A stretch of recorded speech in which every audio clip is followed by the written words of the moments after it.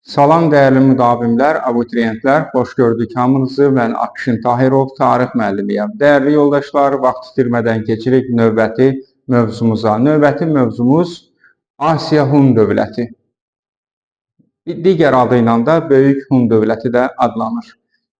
Demək, Asiya Hun dövlətini izahına keçməzdən əvvəl qısa saklar haqqında məlumat verim, sonra mövzumuza keçərik.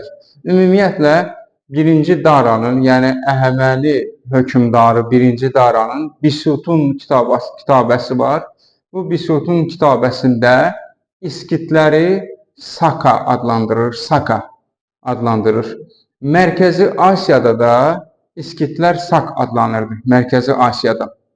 Deməli, Sak, məsələn, sərkərdəsi var, Spitamen. Spitamen kimdir?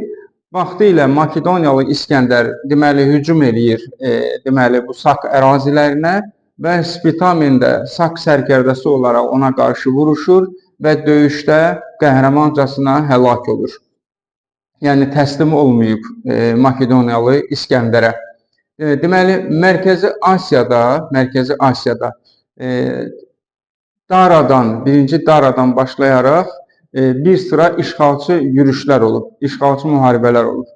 1-ci Dara deməli hücum eləyir. Hücum ərəfəsində, yəni hücum zamanı bir çoban adı Sirak adında bir çoban deməli 1-ci Daranın qoşununu bir növ aldadır, tələyə salır. Özünü qaçmış, yəni Daraya sığınmış kimi göstərir. Mənbə materialıdır, mənbə məlumatıdır və Daranı cığırlı yollardan elə aparır ki, o deməli Dara Mərkəzi Asiyanı işğal eləyə bilmir. İkinci hücum Makedoniyalı İskəndərə aiddir. Makedoniyalı İskəndər amma buraları işğal edə bilir. Biraz öncə dediyimiz kimi Spitamen, sərkərdə Spitamen də bu döyüşdə həlak olur. Makedoniyalı İskəndər öldükdən sonra, ondan sonra Yunan Makedoniyalıların hakimiyyəti başlayır. Mərkəzi Asiyada buna Ellinist dövlətlərin hakim olduğu dövr deyilir, Ellinist dövlətlərin. Daha sonra eramızdan əvvəl 3-cü əsrdə isə Parfiya bura sahib olur. Yəni Parfiya dövləti uzun müddət Mərkəzi Asiyanı da deməli idarə edir. İndi isə keçirik Hunlara. Deməli Hunlar haqqında ilk məlumat eramızdan əvvəl 2-ci minilliyə aiddir. Haradadır bu məlumatlar? Çin mənbələrində. Və elə Çin mənbələrinə görə, Çin qaynaqlarına görə eramızdan əvvəl 2-ci minillikdə Hunların ilk siyasi birlikləri meydana gəlib. Harada yaşayıblar Hunlar? Orxon, Selenqa çayları arasındakı ərazilərdə. Orxon, Selenqa çayları. Eşitmiş olarsınız bunu dəfələrlə. Deməli, köçəri maldarları idilər. Yaylaqdan qışlağa köç edərək öz təsərrüfatları ilə məşğul idilər. Sonra eramızdan əvvəl 3-cü əsrin ikinci yarısında bu tayfalar, bu köçəri Hun tayfalarını Teoman Tanhu birləşdirir. Dövlət yaradır. Dəqiq desək eramızdan əvvəl 220-ci ildə. Dərslikdə bu il yoxdur, amma vəsaitlərdə var. Vahid dövlət yaradır. Yəni Hun tayfalarını birləşdirərək vahid dövlət yaradır. Paytaxtı da Ötükən şəhəri olur. Ötükən. Deməli, ondan sonra hakimiyyətə gəlir Mete xan. Mete eramızdan əvvəl 209-cu ildən 174-cü ilə qədər eramızdan əvvəl hakimiyyətdə olur və Böyük Hun dövlətinin, yəni Asiya Hun dövlətinin ən qüdrətli hökmdarı elə Mete xandır. Yəni Mete Tanhu, belə deyirik ona. Deməli, mərkəzi hakimiyyəti gücləndirir Mete Tanhu. Sonra süvari qoşunlar formalaşdırır, ayırır. Məsələn, Çin ordusu daha çox piyada qoşunları idi. Amma Mete xan, yəni Mete Tanhu süvari qoşunlara üstünlük verirdi. Və bu süvari ordu sistemini 10-luq, 100-lük, 1000-lik və 10 minlik, məsələn 100 minlik bu formada bölgülərə ayırır ki, idarə etmək daha rahat olsun. Demək, dərhal Çinin üzərinə yeriməyə başlayır. Çünki onun əsas rəqibi Çin idi. Nələr baş verəcək? Deməli, birinci olaraq deyək ki, Monqol və Tibet xalqlarını, deməli, və buradakı əraziləri Monqol Tibeti yaylalarını hamısını tabe edir. Kim? Mete Tanhu. Tabe etdikdən sonra onun fikri Çinin üzərinə yürümək idi. Tabe etdikdən sonra deməli Pinçen döyüşündə Turan taktikası ilə Çin imperatoru Kaotini məğlub eləyir. Kaotin Çin imperatorudur. Yəni Xan sülaləsinin imperatorudur. Məğlub edir və ondan Pinçen sülhünü imzalayır. Elə Pinçen döyüşü və Pinçen sülhü hər ikisi eramızdan əvvəl 200-cü ildə olur. Bu sülhün 3 şərti var, dəyərli yoldaşlar. 1. Çin xərac ödəməli idi. Köhnə kitablarda Çin Hun dövlətinə, yəni Asiya Hun dövlətinə ipəklə xərac ödəməli idi. Yeni kitabda isə bu ipək sözü yoxdur. Yəni biz yenə də ipəklə xərac ödəməli idi, çünki onun ipəyi Hunlar üçün çox vacib idi. Sonra Şimali Çini Mete xan tutur. Yəni Çinin şimalı birləşdirilir Hun dövlətinə və Çinin ticarət yolları ki var, onu da Mete Tanhu ələ keçirdir. Yəni Şimali Çin ələ keçirilir və xərac ödənilir. Bununla da deməli imperiyaya çevrilir. Asiya Hun dövləti imperiyaya çevrilir. Onun əraziləri Koreyadan Xəzər dənizinə, baxın, böyüklüyünə baxın. Xəritədə də baxarsınız, elə dərslikdə də var, vəsaitlərdə də var. Sibirdən Kaşqara kimi deməli böyük bir ərazini əhatə edir. Ümumiyyətlə böyük çöl, belə bir ifadə eşidəcəksiniz. Böyük çöl haradır? Sual da ola bilər. Gobi səhrasından Qaradənizin şimalına qədər olan ərazilər böyük çöldür. Gobi səhrasından Qaradənizin şimalına qədər. Sonra fit səsli oxun icadı Mete xanın adı ilə bağlıdır. Yəni Mete xandan öncə belə bir fit səsli ox tarixdə olmayıb. Yəni onun icadı Mete xanla bağlıdır. Sonra davam edirik dəyərli yoldaşlar. Deməli Mete Tanhu Mərkəzi Asiyada 26 tayfanı birləşdirir. 26 Türk tayfası, yəni Hun tayfası Mete xanın zamanında birləşdirilir. Çin mənbələri Meteni Tanrı qutu adlandırırlar. Tanrı qutu. Yəni Tanrının bir növ ona pay ayırdığı, onu hökmdar seçdiyi, Tanrının Metenin hökmdarlığına razı olduğu mənasına gəlir. İkinci mənası isə qut sözü qut. Xoşbəxtlik deməkdir, səadət deməkdir.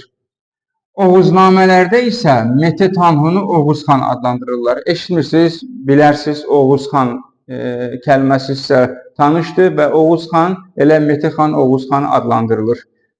Eramızdan əvvəl 1-ci əsrin əvvəllərində Mete xanın, Mete Tanhunun yaratdığı bu nəhəng imperiya zəifləməyə başlayır. Niyə zəifləyir?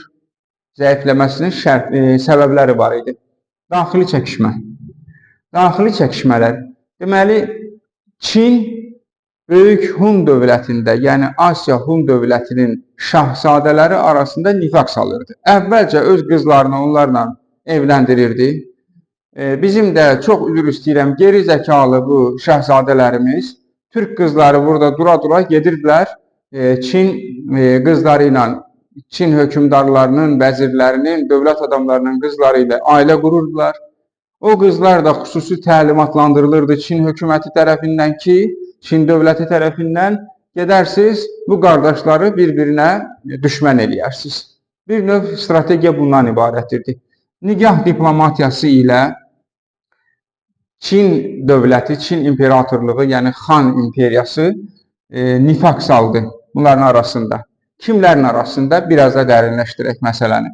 Eramızdan əvvəl 58-ci ildə anası Çinli şəhzadə, yəni bu şəhzadənin anası Çinlidir, atası vaxtı ilə gedib Çin qızı ilə evlənib.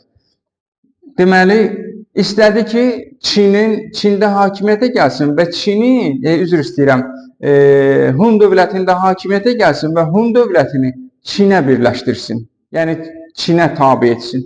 Əlbəttə ki, Orada hamı belə düşünməz ki, vətənini sevən oğullar da mövcuddur. Çiçi Tanhu adında bir nəfər buna etiraz etdi. Çiçi Tanhu həmin bu şahzadənin ögey qardaşı idi. Yəni anası türk idi. Anası türk idi Çiçi Tanhunun. Çiçi Tanhu deməli anası Çinli olan qardaşının bu hərəkətinə kəskin etiraz elədi və dövlət parçalandı. Amma nəticədə parçalanma prosesi nəticədə Çin istədiyinə nail oldu. Şərqi Hun dövlətinə və Qərbi Hun dövlətinə parçalandı. Şərqi Hun dövləti və Qərbi Hun dövlətinə. Şərqi Hun dövləti, yəni bu anası Çinli olan şahzadənin idarə etdiyi Çinə tabi oldu. Elə istədiyini elədi, getdi Çinə tabi oldu. Amma Çiçi Tanhunun idarə elədiyi Qərbi Hun dövləti bir müddət müstəqil oldu. Amma parçalanmışdı, zəifləmişdi. Yəni Çinlə mübarizə aparmağa gücü yox idi. Buna baxmayaraq qısa müddətli həmin bu Qərbi Hun imperatorluğu nə elədi? Tanrı dağının şimalını ələ keçirdi və İssıq göl ətrafını ələ keçirdi. Tanrı dağının şimalını və İssıq göl ətrafını kim? Qərbi Hun dövləti. Amma bu çox da uzun çəkmədi. Eramızdan əvvəl 36-cı ildə yenə bu Çin işi peşəsi deməli Hun dövlətini parçalamaq, dağıtmaq. Qərbi Hun dövlətini məğlub edir və bununla da Qərbi Hun dövləti süqut edir, tarix səhnəsindən silinir. Sonra nə baş verir? Bu Hunlar hara gedirlər? Hunların deməli iki istiqamətdə hərəkəti başlayır. Bir, deməli Ural dağlarının ətəklərinə, İdil Volqa sahillərinə, İdil elə Volqa çayının keçmiş adıdır.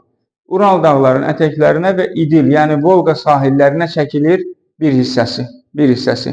Çəkildi və orada gələcəkdə sonralar Avropa Hun dövlətinin əsasını qoyacaqlar. Avropa Hun dövlətinin. Bunları unutmayın ki, birazdan o birisi mövzuları, digər mövzuları davamlı olaraq izah edəndə orada tam aydın olsun. Deməli, Qərb Hunlarının bir hissəsi Avropa Hun dövlətinin əsasını qoyacaq. Harda? Ural ətəkləri, İdil Volqa sahilləri bu aralarda. Demək, Şərq Hunlarının başına nə oyun gəldi? Şərq Hunlarına nə oldu? Şərq Hunları qısa müddət Çinin əsarətindən çıxır. Amma uzun çəkmir. Eramızın 3-cü əsrində süqut edir. Yəni Çinin təsiri ilə bu da süqut edir. Və sonralar bu Şərq Hunları, yəni bu süqut etmiş Şərq Hunları, dövlət süqut edib, Hunlar yaşayır. Sonralar Göytürk dövlətinin əsasını qoyacaqlar. Diqqət edin, Göytürk dövlətinin. Şərq Hunları Göytürk dövlətinin əsasını qoyacaq.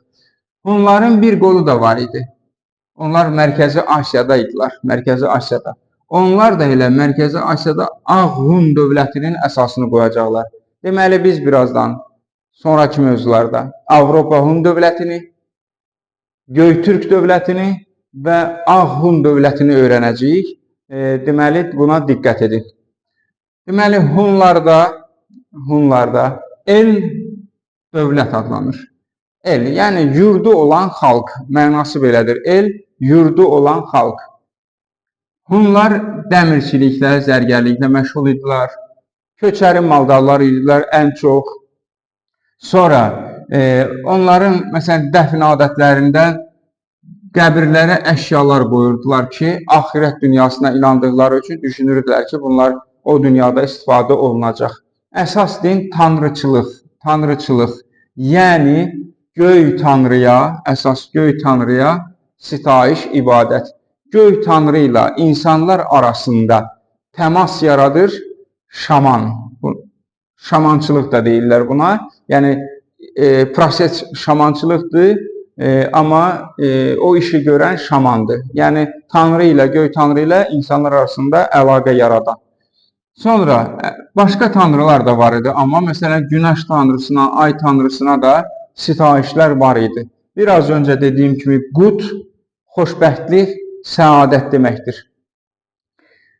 Deməli, Böyük Hun dövlətində, Asiya Hun dövlətində hakimiyyətə gələn Tanhular, yəni hökmdarlar özlərini göy tanrının, yəni əsas tanrının yer üzərindəki nümayəndəsi hesab edirdilər və bütün Hunlar da bunu belə qəbul edirdilər. Dəyərli yoldaşlar, Asiya Hun dövləti mövzusu ilə əlaqədar izah bu qədər.